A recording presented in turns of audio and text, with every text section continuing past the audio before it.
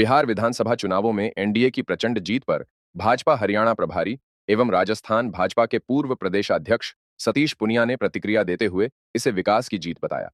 उन्होंने कहा कि बिहार की जनता ने नीतीश कुमार के नेतृत्व पर भरोसा जताते हुए विकास की रफ्तार को जारी रखने के लिए स्पष्ट जनादेश दिया है।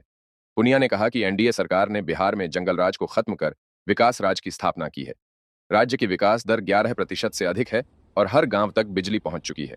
गरीबों को राशन और आवास, युवाओं को रोजगार, उद्योगों का विस्तार, शिक्षा और सुरक्षा, इन सभी क्षेत्रों में सरकार ने मजबूत काम किया है।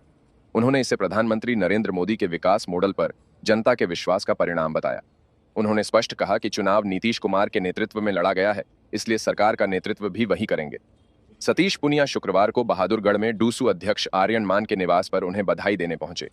उन्होंने आर्यन को राजनीति का उभरता हुआ युवा चेहरा बताते हुए उज्जवल भविष्य की कामना की।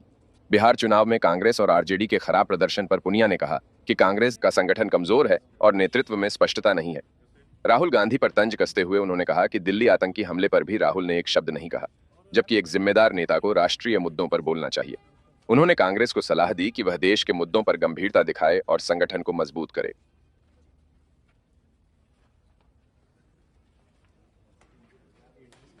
प्रधानमंत्री नरेंद्र मोदी जी के नेतृत्व में उसी आतंकवादियों की छाती पर तिरंगा गाड़ के कश्मीर में 370 भी हटी, राम मंदिर भी बना और एक सामान्य व्यक्ति का जीवन बदला। उस बदलाव की लहर कश्मीर से कन्याकुमारी तक और कच्छ से कामरूप तक देखी जा सकती है और बिहार भी इससे अछूता नहीं था। मैं अक्सर कई अवसरों पर बिहार गया, उस जंगल राज का दृश्य भी देखा था जिसमें शाम को 5 बजे बाद किसी व्यक्ति का निकलना मुनासिब नहीं होता था। 1.5 फीट के गड्ढे होते थे। उस बिहार के जंगल राज को बिहार की जनता ने देखा, लेकिन भारतीय जनता पार्टी ने देश में लोकतंत्र की अक्षुण्णता के लिए गठबंधन की राजनीति को वाजपेयी जी के युग से शुरू किया और मोदी जी ने उसको निभाया।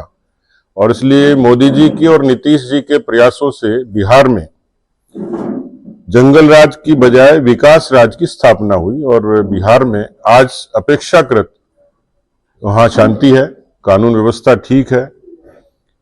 लालू के राज में विकास दर थी 3%, आर्थिक विकास दर, वो आज 11% है। बिहार के गांव में 100% बिजली है।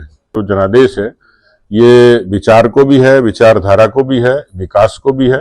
तो राहुल गांधी के नेतृत्व में कांग्रेस पार्टी में मेरे ख्याल से उनके हार का सिलसिला गिनेंगे तो सैकड़ा हो जाएगा। देश में ऐसी कोई घटना होती है, अभी बताइए कि दिल्ली में ब्लास्ट हुआ, राहुल गांधी का बयान आया क्या? आतंकवाद के खिलाफ बयान आया क्या? तो उनकी अपनी ही हार का कारण कोई ईवीएम या चुनाव आयोग नहीं है, उनकी अपनी रणनीति, अपनी सोच है। और स्वाभाविक तौर पर इस तरीके के बयान को भी देश के बुद्धिजीवी ने नकारात्मक तरीके से लिया है कि चुनाव आयोग ये संविधान से निकली हुई व्यवस्था की एक एजेंसी है, उस पर आप हमले करते हो, लोकतंत्र पर हमले करते हो, संविधान पर करते हो, वंदे मातरम पर करते हो। तो कुल मिलाकर देश की जो समझदार जनता है वो इन बातों को समझती है। और इसलिए मैंने बिहार के चुनाव के प्रचार के दौरान भी कहा था कि वोट चोरी के इल्जाम की जो जवाब है वो कोई और नहीं देगा, हम भी नहीं देंगे, बिहार की जनता देगी। उन्होंने दे दिया है।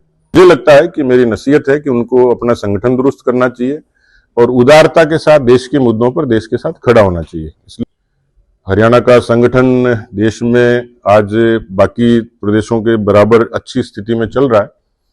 जहां तक अध्यक्ष का सवाल है कि केंद्र जैसा निर्देश देगा, हमारी बूथ से लेके, मंडल से लेके और जिला स्तर की सारी रचना पूरी हो गई है।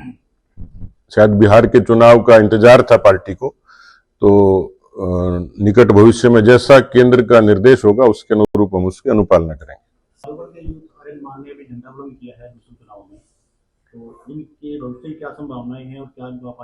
जो झंडा बुलंद करते हैं उनके भविष्य की संभावनाएं अच्छी होती हैं। तो डूसू का चुनाव बहुत महत्वपूर्ण था और बहुत संघर्ष था, लेकिन क्योंकि मैं तो खुद साक्षी था, तो हमने उससे पहले वहां के टीचर एसोसिएशन के चुनाव जीते, डूटा के, फिर डूसू जीते और एक सिलसिला जीत का शुरू हुआ। तो मैंने जैसे कहा ना कि हरियाणा से शुरुआत हुई थी सब चीजों की, महाराष्ट्र भी जीते, दिल्ली भी जीते, बिहार भी जीते, डूसू भी जीते।